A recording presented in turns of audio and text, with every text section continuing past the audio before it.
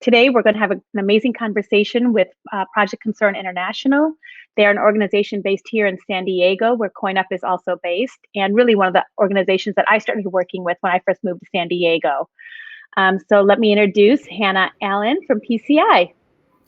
Hi, Hi, Hannah. How are you? I'm good, thank you. How are you? Great. Thank you for making time today. We're glad to have you here. Yeah, happy to be here. Great. So Hannah, just wanted to first, I'll start off with, what is PCI about and what your role is at the organization? Sure, yeah. PCI was founded here in San Diego over 60 years ago. We are an international humanitarian nonprofit. We partner with vulnerable communities and work in several different ways to strengthen communities, both locally here in San Diego and around the world. And so PCI is a partner of global communities, a fellow international humanitarian nonprofit. And we work in several different capacities. We work in financial inclusion, water, sanitation, and hygiene, women and youth programming for empowerment and strengthening global health, infrastructure and construction, economic development, food security, and we really are all over the world. So with our partner global communities, we're in 35 countries, and we're everywhere. We're in India, Malawi, Tanzania, Nicaragua, Mongolia, Haiti. We are just kind of all over the world. And then here locally in San Diego, we focus on a couple different areas. One is pre and postnatal care for women and care for their child. That also includes housing security and food security. And then we work a lot with the local movement against human trafficking here in San Diego. So I know one of the latest developments that PCI has come up with is the E3 Alliance, which is something that you're focused on. Could you tell us a little bit about this initiative and what it means for San Diego and maybe beyond? Yeah, definitely. E3 Alliance is my favorite thing to talk about. We created an alliance to invite the private sector into the fight against trafficking. So San Diego has a very strong citywide movement. There are nonprofits that have been at work for years. We have government leaders who are working on policy and community strengthening to combat trafficking. We've got response and recovery housing. But we did kind of notice that, amongst the community, it's kind of the same people constantly doing the work. And so we thought, how can we invite more people into the movement? Who are the people we need to reach with this information? And then how do we engage them? And so from those kind of conversations, the idea came to develop a business alliance, to welcome businesses in, and to look a little bit deeper into what their role could be possibly in being complicit with the problem in ways that they can become part of the solution. So PCI has a program called Project Roots. Project Roots is a social, emotional, peer mentorship program for kids about ages 8 to 13. This, like I said, it's a peer mentorship program, and so it's facilitated. It has activities and different ways to talk to youth about what is empathy, equity, equality, inclusion. How do we differentiate between who is someone who might take advantage of a youth and who is a safe person? And then Project Roots is part of a larger collective in San Diego. It's called the San Diego Trafficking Prevention Collective. And that's several different partners coming together really to focus on youth and schools. And so other community partners within the San Diego Trafficking Prevention Collective is the program Protect from Three Strands Global. Protect educates teachers on what trafficking is and what to do about it, supported by the District Attorney's Office. UBS Optimus has been monumental in supporting these programs. So we've been working with youth and schools for years, and now we're hoping that we can, bring that education to adults, and hopefully by reaching businesses, we can reach parents. Yeah, I think it's important to talk about what the trafficking situation looks like across the San Diego landscape.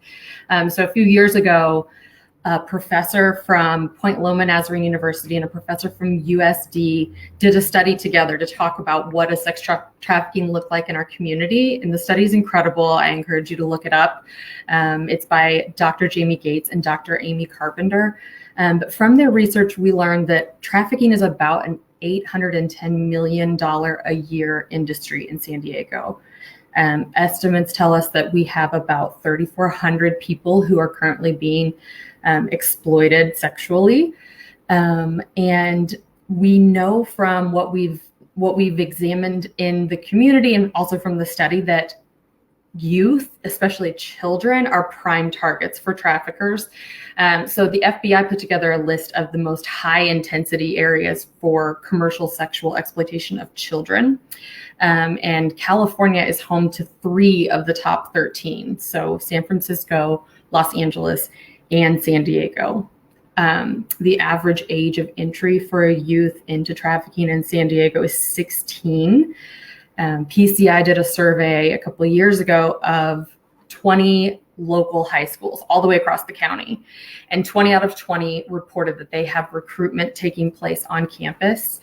And I think it's important that we talk about the ways that COVID is impacting children who can very quickly be exploited. And by that, I mean, we're teaching kids to communicate on webcams, to be comfortable on camera with an adult on the other side, giving instruction. And that's a very scary place for, someone like me who works in this industry, that we have to be like very cautious and careful to teach our kids about internet safety. And since a lot of kids aren't going to campus right now, we're seeing an uptick in recruitment on social media. So it's really important that parents know the ways that recruiters are approaching youth, how they're looking for youth who are vulnerable, who are seeking validation. And we know a lot of kids are at home right now and they're on the internet unsupervised. And we really want to get information out about how to keep our children safe. What are the kinds of things that parents can do to look for signs, not even just amongst kids, at home, but their friends' kids or kids in the community? Are there just a few red flags that you might want to talk about that people can look for on an everyday basis? Yeah, so you always want to keep an eye out for any youth who are feeling withdrawn. You can look at photos on young women's Instagram pages and see the ones who are seeking validation, who just want to be seen and heard and told that they're special.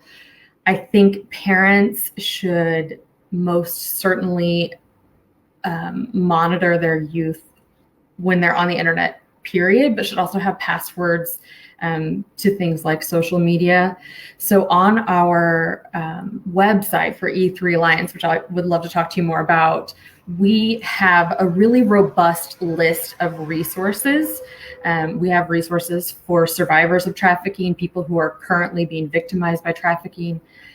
We have resources for sex buyers. We have resources for traffickers.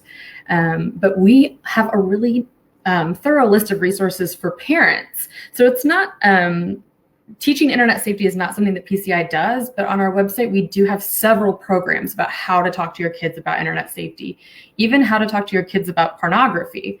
I mean, kids are learning about sex from the internet these days, and it's important that parents be part of that conversation as well.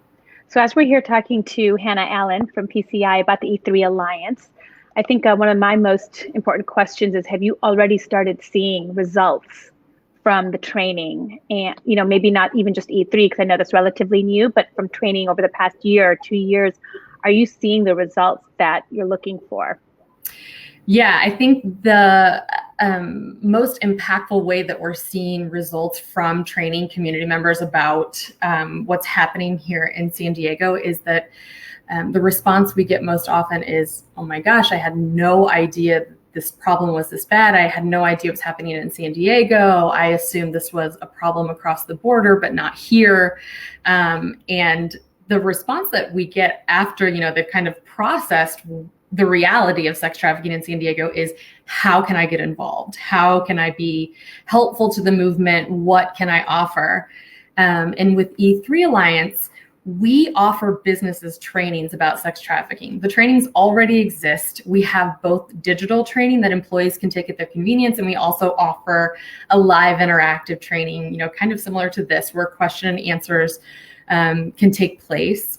And because we get people who are just immediately compelled and activated to be part of the solution, we've created this online space on our website. We call it the Engage page. And it's this two-way space where victim service organizations who serve survivors and survivors can go onto our website and they can post any need they have.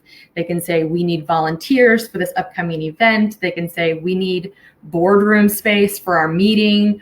They can say, we need someone to run our silent auction at an upcoming gala, whatever need they have. And then we also invite the community, those people who have just learned about the problem and want to do something about it. We invite them to that same space, and they have two options. They can either respond directly to a need that's been presented on the website, or they can offer up a good or service of their own. It sounds like you guys are doing something much broader and joining with other forces across the country with an organization called Global Communities. Could you talk a little bit about why PCI has decided to do that and what that's going to mean for the organization? Yeah, so PCI has been in the process of a merger with Global Communities. We do a lot of the same work. We work in similar places. Our organizations are very compatible. And so it made sense, I think, from a leadership perspective, to combine the two organizations and really strengthen both. So we are here talking about Coin Up along with PCI. And sometimes we want to share the stories about what just a little bit can do for the organization, right? So if someone just wants to donate $10 or $20 a month, sometimes you might feel like it's not, really going to do anything. It doesn't move the needle. But could you share a little bit about some of the stories that kind of impact can really create for PCI?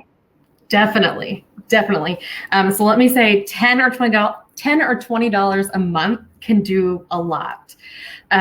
So with E3 Alliance, when businesses join, like I said, we give them trainings. We also offer HR policies. We offer internal reporting protocols. We offer IT firewall list, a new employee orientation to talk about the company's position on sex trafficking. But with $10 or $20 a month, what we can do is help pay for people who have experienced commercial sexual exploitation to participate in our live trainings.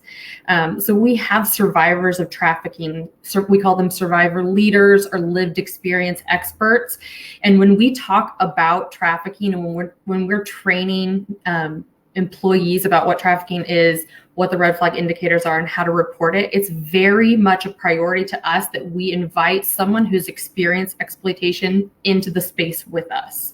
And when we do that, we do not put the burden on that survivor leader or that lived experience expert to give our trainings. We provide the training, and then we welcome them in to offer their first person perspective in any way they see fit. So they can interject with any kind of additional information. If they like to or they feel comfortable to, they can share something from their experience. But every time we invite a survivor into our space, we compensate them for their time and for their expertise the same way that we would any other consultant who came in to share about their expertise. So $10 or $20 a month can go directly to paying survivor leaders or lived experience experts to help with our trainings to offer that first person perspective. That's amazing. Yeah, I was at UCSD a couple of years ago and I heard a survivor speak for PCI, and it changes the whole game. Like, it's all of a sudden, it's not just here's a bunch of material and a bunch of information. It's like we are affecting a real life, and saved someone's life and protected them. It changes the dynamic for sure. So if you can have someone there and definitely pay them for their time, and just like you would pay anybody else, I think that's really valuable. And yet, so $10 or $25 can go a long way to bringing in someone like that to really bring the conversation. Yeah, so let me break down kind of the partnership of E3 Alliance. So we are an alliance that's built for businesses to educate businesses on what their role can be in fighting trafficking. But we also invite advocates into the space. We invite nonprofits into the space. Anyone who is even already doing the work, we say, people who are already engaged in the movement, victim service organizations, everyone is invited to join the Alliance, because the Alliance is supposed to be a space where those who are in need and those who want to help fill needs can meet. And so we have 3 different kinds of partnerships. We have government partners, and that includes like District Attorney Sandra Stephan, City Attorney Mara Elliott, the San Diego Human Trafficking Task Force. Our community partners are those nonprofits, recovery housing, victim service organizations, advocates. They can join as community partners. And then businesses are, of course, the only ones who have to complete the training. The only requirement to become a certified business partner of E3 Alliance is to sign on our commitment, which you can find on our website, e3sandiego.org, and to have all your employees complete the online training about trafficking, what those red flag indicators are, and how to report. So I do want to share that like everyone is welcomed into this space. Well, we are very, very proud to say that we have just become an E3 Alliance partner here at CoinUp. And so we just signed off on that document. We'll be getting all of our team trained, and we're very excited about that. We're really passionate about the work that you do. And it's one of the reasons we're here to support our nonprofit partners like you. Well, thanks for having us. We're excited to have you as a partner. And if anyone is interested in any more information, we are at e3sandiego.org, and E3 stands for Employers Ending Exploitation. If you want to coin up for PCI, you can definitely click on the link in the bio, and we'd love to see any of you join and contribute whatever you can at whatever level you can to help the victims of human trafficking and to actually prevent it from even happening in the first place. So thank you so much, Hannah. This was amazing. Thank you to your entire team. We hope to see you again soon.